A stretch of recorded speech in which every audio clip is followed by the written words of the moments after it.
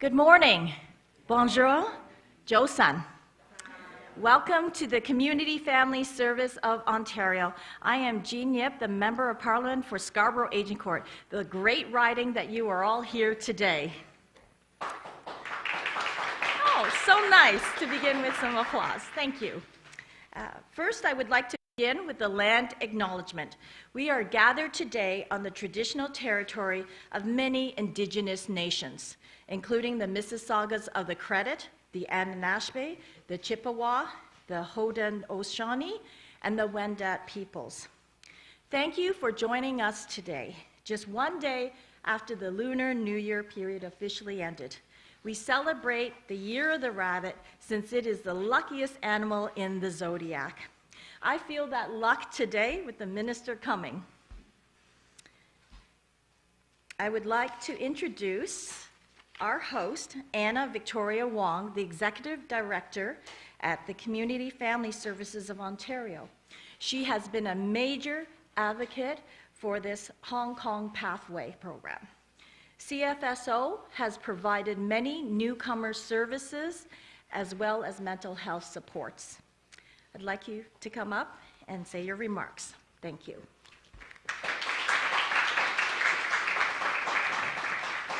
Hi all, it's very nice to see all of you at our at this community hub here, and a warm welcome to all during this happy Lunar New Year of the Rabbit.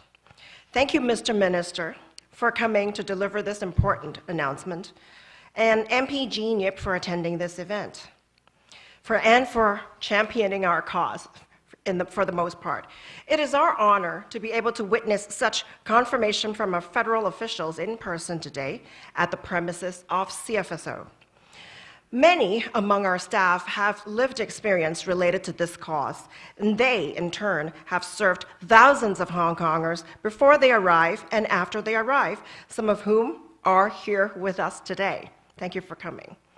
I thank all of you who are attending virtually and physically, all who share our concerns for the cause, all who have responded to our research surveys and provided feedback, all public officials who have spent time understanding our concerns, our staff and volunteers who have helped with all our work along the way, our dedicated advocacy partner, Hong Kong Watch, our grassroots providers such as Project Emmanuel, Hong Kong Collaborative Academic Network, and Toronto Hong Kong Parents Group that share our workload in providing unfunded settlement services for Hong Kong Pathway users.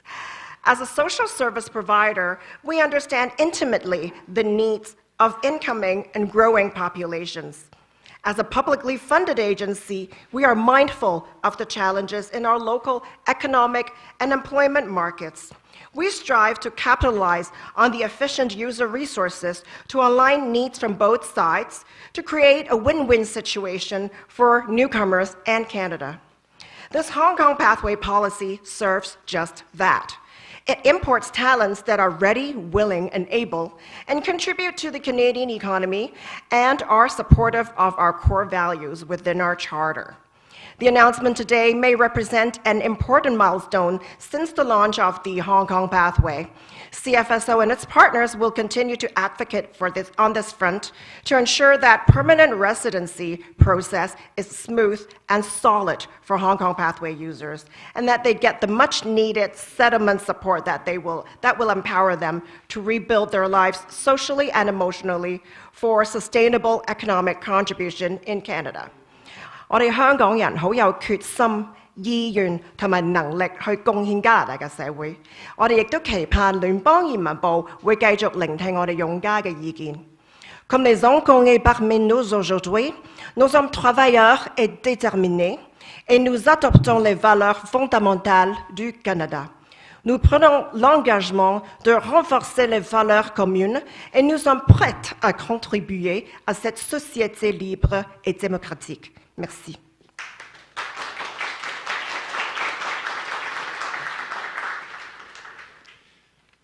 Hello and welcome everyone. I'll begin this announcement like I do all others by adjusting the microphone to suit my height. Look, first let me say thank you to our gracious host here at CFSO. Anna, thank you so much for the work that you do every day and for agreeing to host us for what I believe is an important announcement to demonstrate Canada's continued relationship and support for Hong Kong and those seeking to come from Hong Kong to Canada.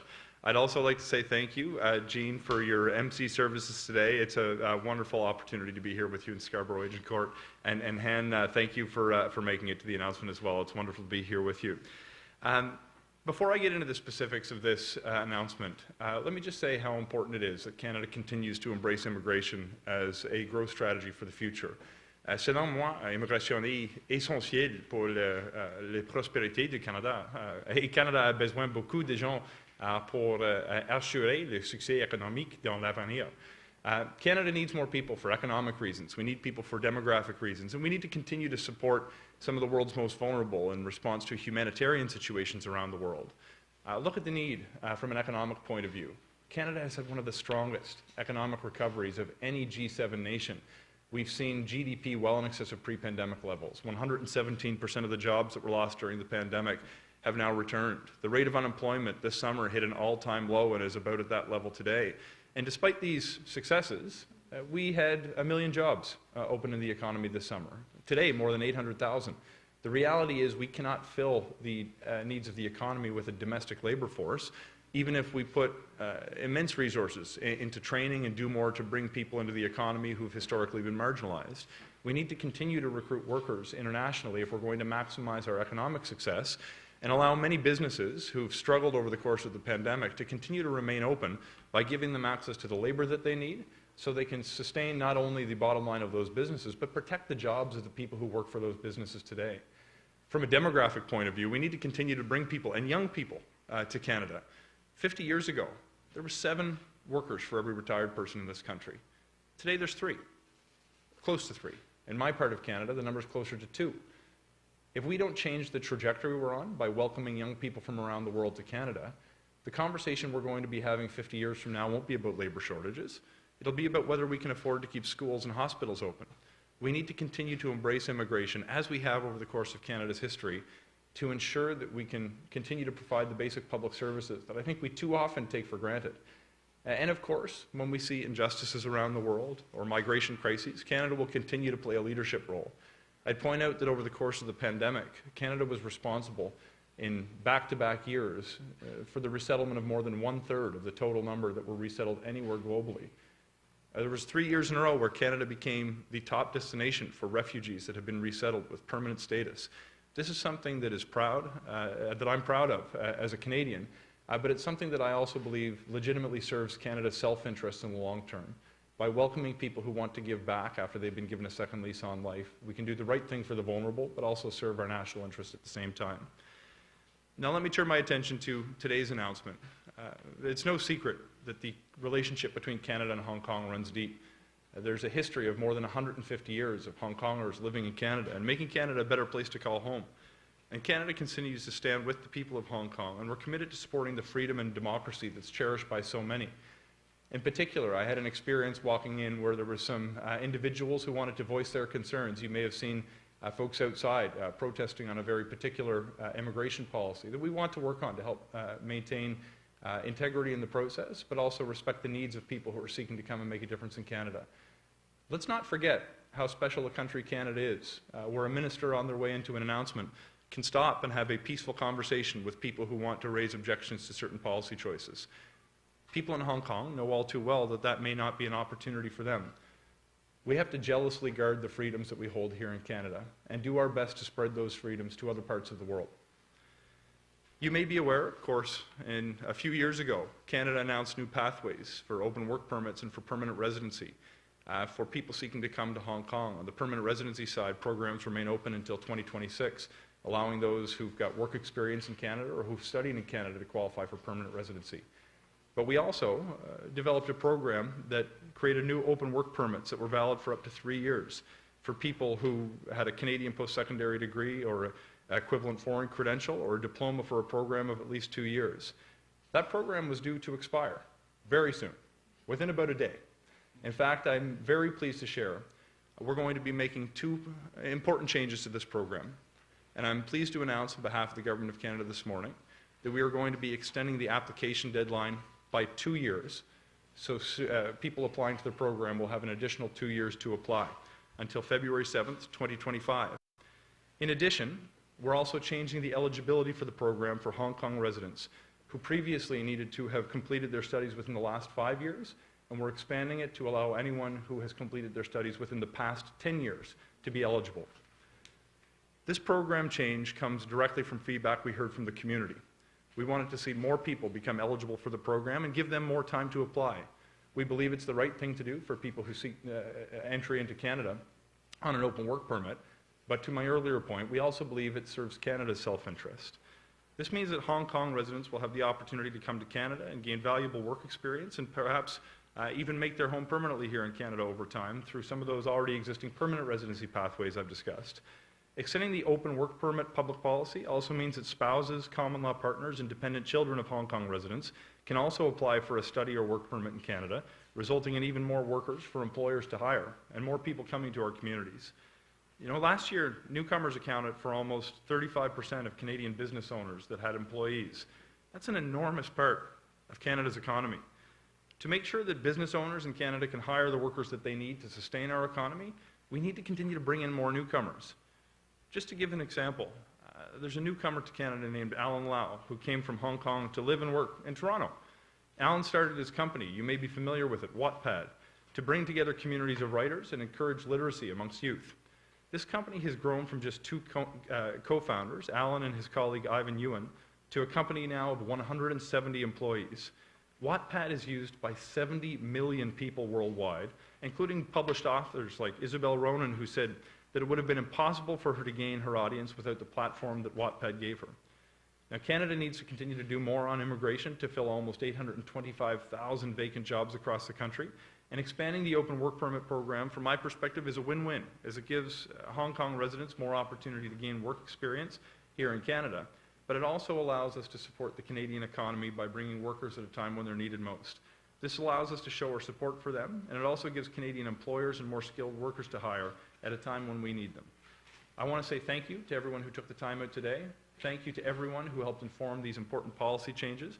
I look forward to seeing the progress that it's going to mean for people on the ground. And with that, I'd like to invite my friend and colleague, Han Dong, who's going to offer some remarks today as well. Thank you so much, everyone.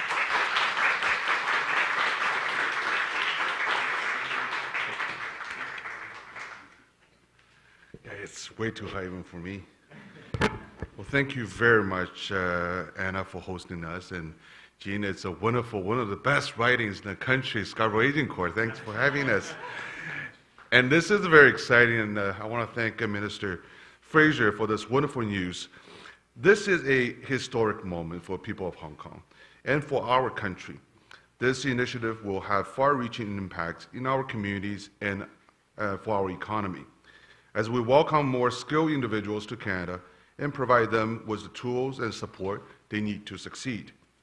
For people of Hong Kong who will benefit from this initiative, it means opportunity to pursue their career goals and gain valuable work experience in Canada. For the Canadian communities, it means having access to a pool of talented and skilled individuals who can contribute to our economy and help drive growth and innovation.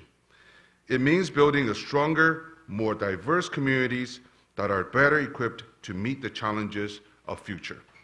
And let me tell you, the timing, it couldn't be better.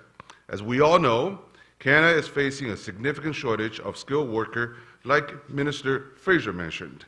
By extending and expanding the open work permit and establishing pathways to permanent residency, we're not only providing people of Hong Kong with new opportunities, but also addressing a crucial need in our economy. These skilled workers will bring fresh perspectives and new ideas to the table, helping to drive our economy forward and creating more jobs for Canadians in the process. Canada has always been a country that welcomes those in need and support those who are looking to build a better life for themselves and their families. Today, we continue that proud tradition, and I'm confident that this initiative will bring great benefits to all of those involved. I want to say that this is a proud moment for Canada and our relationship with Hong Kong. I believe this is what made Canada such a great country, and I'm so proud to be part of this effort. I look forward to seeing more positive impacts this initiative will have on our communities and our country as a whole. Merci. Good morning. Good morning. My name is Andre Visser with IRCC Communications. We're going to start the question and answer period right now with the Minister. Before we ask our questions, please identify yourself with your name and media organization before asking your question. Bonjour, mon nom c'est André Visser, je suis représentant d'IRCC. Nous allons commencer la période de questions-réponses avec le ministre. Avant de poser votre question, s'il vous plaît, vous identifiez avec votre nom et ainsi que votre organisation médiatique. Do we have a question on the floor? Yes, we do. Hi, Minister. This is Pertalam from Omni TV. So I just want to know, how about those people, those applications which is under the old scheme, is it automatically will transfer to the new scheme? That means when they apply as a PR status in here for 5 years, and then now, from today's on, they can apply under 10 years. Thanks very much for the question. The intent of the policy is to offer a continued process, so there will be a seamless transition from one to the other. People who were eligible that have already submitted an application should expect their eligibility to be considered as though there has been a continued ability. We're not making them apply again a second time.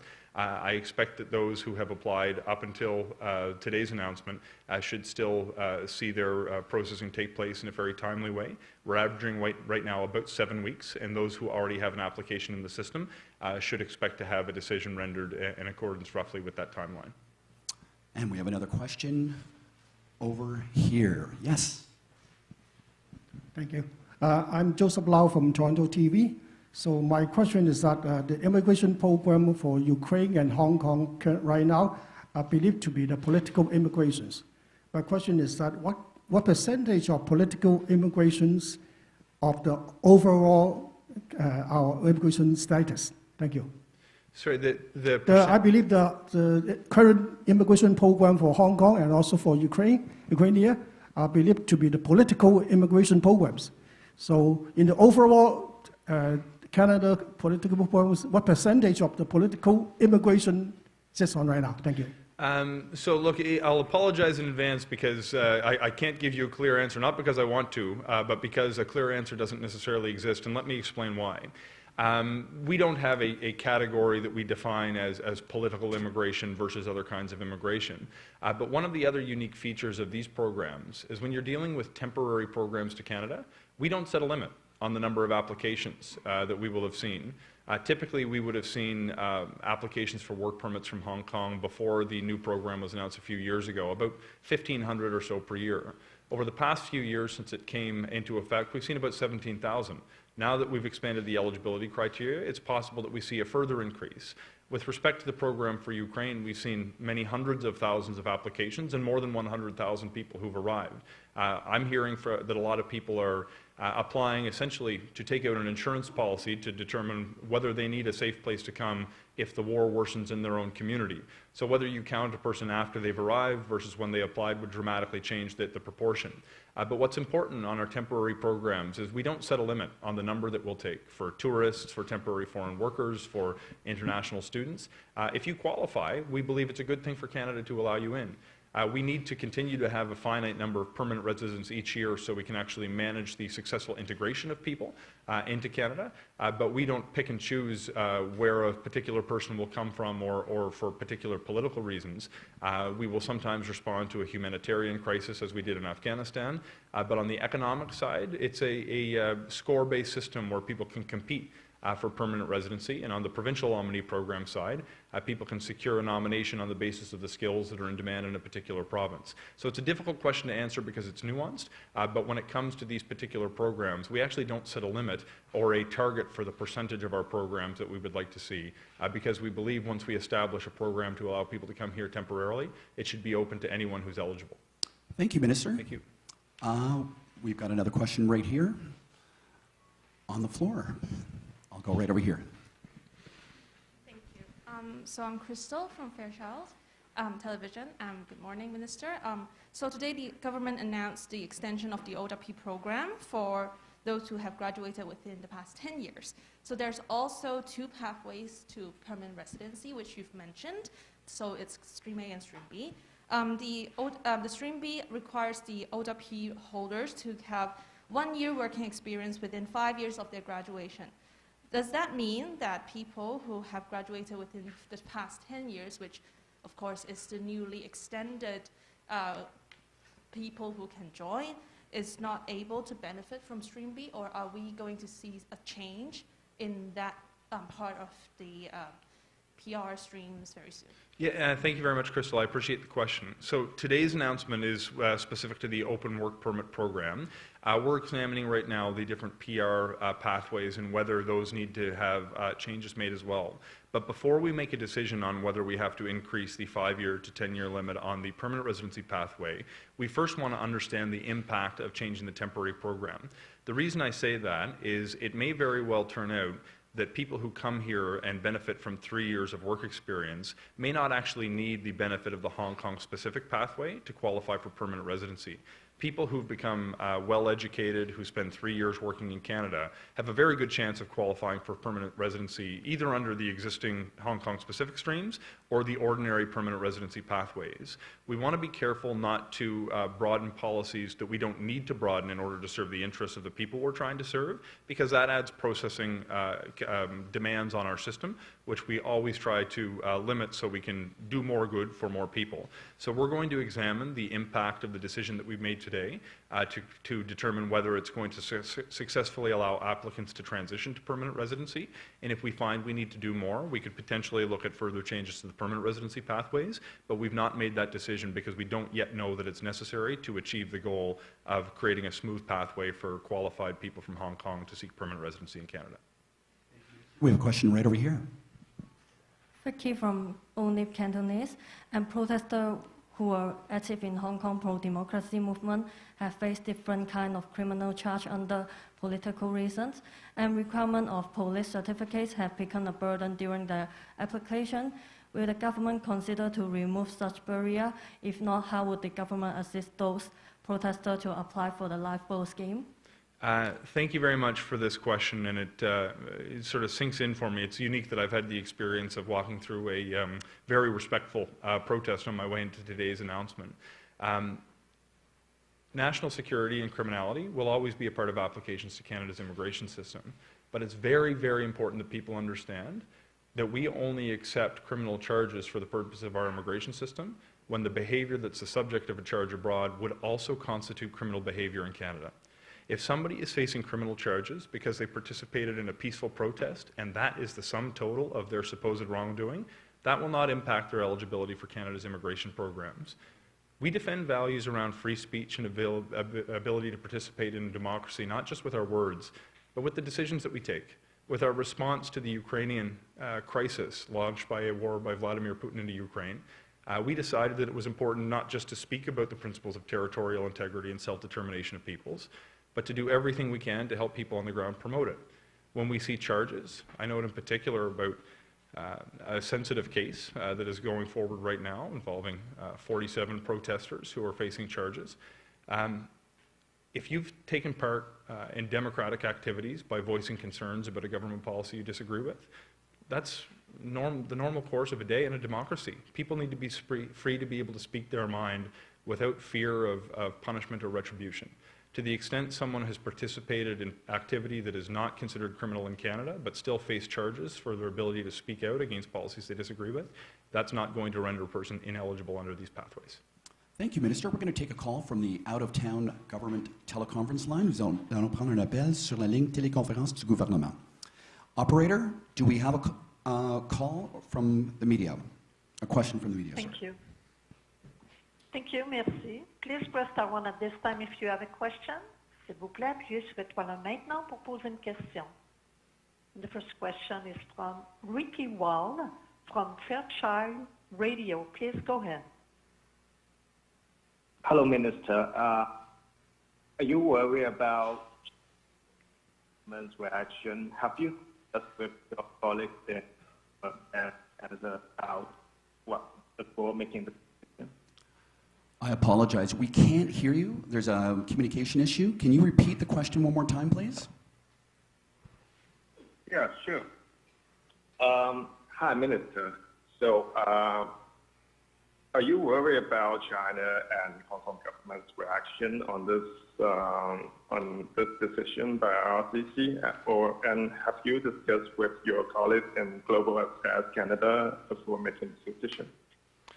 Of course. Thank you for the question. For those who may not have been able to hear it, it's are we worried about China and have we discussed with our colleagues at Global Affairs Canada before making this decision? When a minister in our government stands up to make an announcement, it is an announcement on behalf of the Government of Canada, not a particular ministry. Global Affairs Canada has been very clear about our position with China, in particular the need to diversify our interests in the Indo-Pacific region with the recent introduction of the Indo-Pacific strategy. The reality is that Canada won't be bullied, Canada won't be bought. We will do what we believe is right and that serves the national interest of Canadians in all circumstances. That includes the extension of an important program that was launched a few years ago to create both a temporary and permanent pathway for Hong Kongers seeking to come to Canada after the imposition of the national security law. In governance, decisions are not always easy, and there are consequences, both positive and negative, to every decision you take in government. It's my view that the decision we're taking today will serve Canada's interests on the international stage, but will also improve the well-being of our economy and support people who want to strengthen ties between Hong Kong and Canada. Of course, we always consider the geopolitical fallout or consequences of any decision that the government takes. But to me, this was a simple decision to extend a program that has been in place for a few years, that has been working very well in serving the interest of Canadians. Thank you, merci. Operator, do we have another question on the line? Thank you. Yes. So next question is from Mazen Yosri from the Fulcrum newspaper at University of Ottawa. Please go ahead. Thank you very much, operator, and good morning, Minister Fraser. So my question is that recently the City News Toronto newspaper has reported that IRCC said they have no plans for any CEC-specific draws, and yet there are around 60,000 people, also from Hong Kong and many places around the world, who are currently in the express entry pool, who have Canadian education and work experience, but are still below the 490, 480 CRS scores in the current draws. What is your current plan with reducing the CRS scores and granting these people a fair chance towards securing permanent residence in Canada? Look, thank you very much for the question. And when it comes to the Federal Express Entry System, I think one of the things that we need to remind ourselves of is the CRS scores. Having people who have high scores is a good thing for Canada.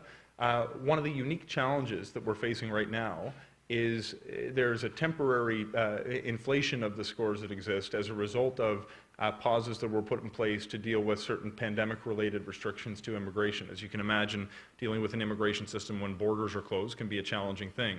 That required us to pivot our strategy to welcome more people who are already in Canada to become permanent residents, while we continued to take applications for a period from people who were in third countries. So there was significantly more applications in the system, essentially a couple of years' worth, than would normally be the case. That means there was also nearly double the number of scores that were very high compared to ordinary standards. As we continue to increase our overall immigration numbers through the annual immigration levels plan, we're going to be admitting more high-ranking applicants into Canada, and we do expect to see a downward trend in CRS scores that will balance out closer to historical averages over the course of this year. We're looking at different policies we can implement to extend the ability of people to stay in Canada. I know last year, for example, we gave an extension to many postgraduate work permit holders to allow them to stay and to continue to work. I spoke with the group outside this facility today to discuss options to pursue something similar, but we haven't quite figured out the exact path forward. But we do expect that over the course of time, we're going to see a gradual return to more normalized CRS scores that would give people a fair opportunity to compete for those spaces. The one other change I'll draw attention to is there's been a major change made to the express entry system this past year that we'll be ready to implement as soon as this spring.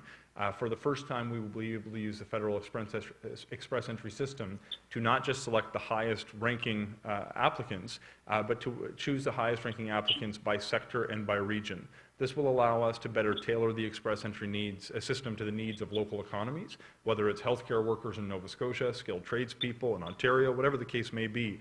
We want to make sure that the immigration system works for communities who rely on newcomers to sustain the economy, and that change, I expect, will further help many people who are already here making a difference. Thank you very much. We have a question on the floor. Thank you. Good morning, Minister. Andrea Chen from St. Tao Media Group.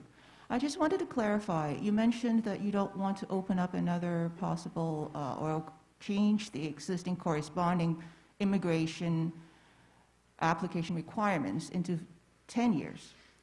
We have already heard from the reports on the ground that the graduates in this 2016-2017 group are facing a lot of challenges in terms of applying for permanent residence. Presumably, these folks don't want to come and just work in Canada for 3 years.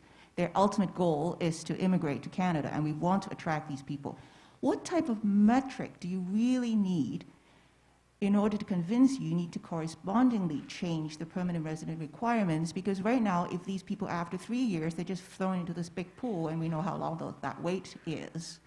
How are you going to measure that? What is going to change your mind? Because that's not going to attract people to come. In fact, it renders this a temporary work permit program rather than a permanent residence program to help these people leave Hong Kong permanently, especially when their services after they come are unfunded, as Anna has pointed out. Mm-hmm. Thank you.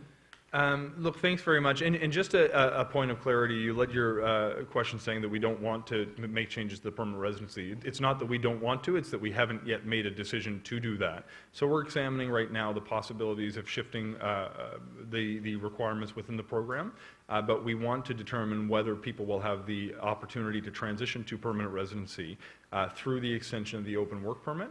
Under the existing permanent residency standard, and we'll probably, excuse me, need to assess as people start to use the new expanded pathway to whether they're actually able to do that successfully. One of the things that is really important to me is that when we're dealing with permanent residency, we want to make sure that we're creating pathways for people who are going to have the biggest impact on the Canadian economy, and knowing that they plan to be here for 40 and 50 years. So I'm hesitant before measures are fully baked in terms of what comes next to suggest that we might do one thing or another when there's different options that are under consideration.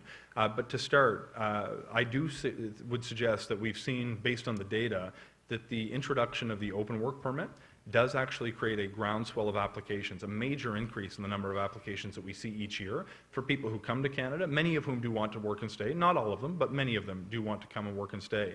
Just to reiterate the point that I made when I went over some of the numbers, we used to see about 1,500 applications a year.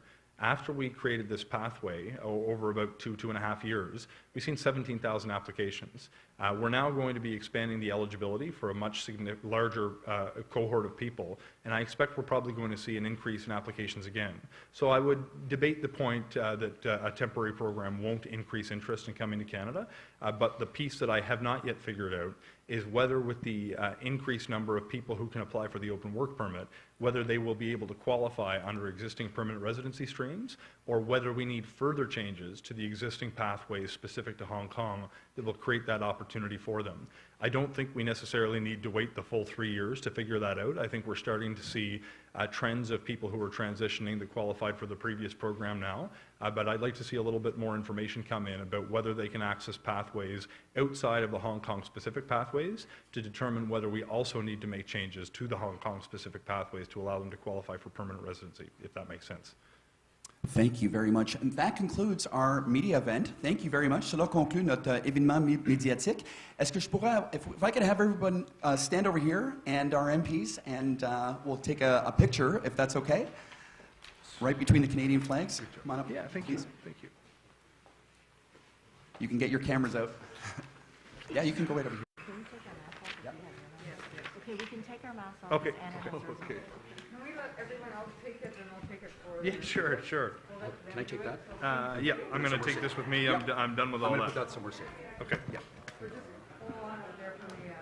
Well, Thank you. Merci. The conference has now ended. La conférence est maintenant terminée. Please disconnect your lines at this time. Veuillez s'il vous plaît raccrocher votre ligne. Thank you for your participation. Merci à tous les participants qui se sont joints.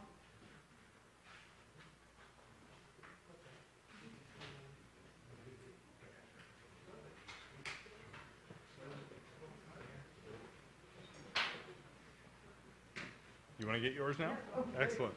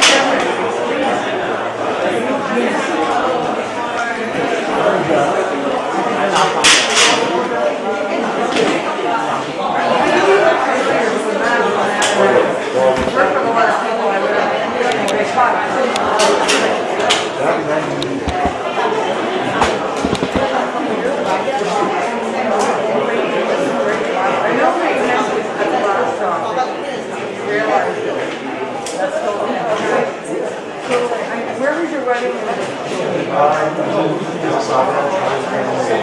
wedding?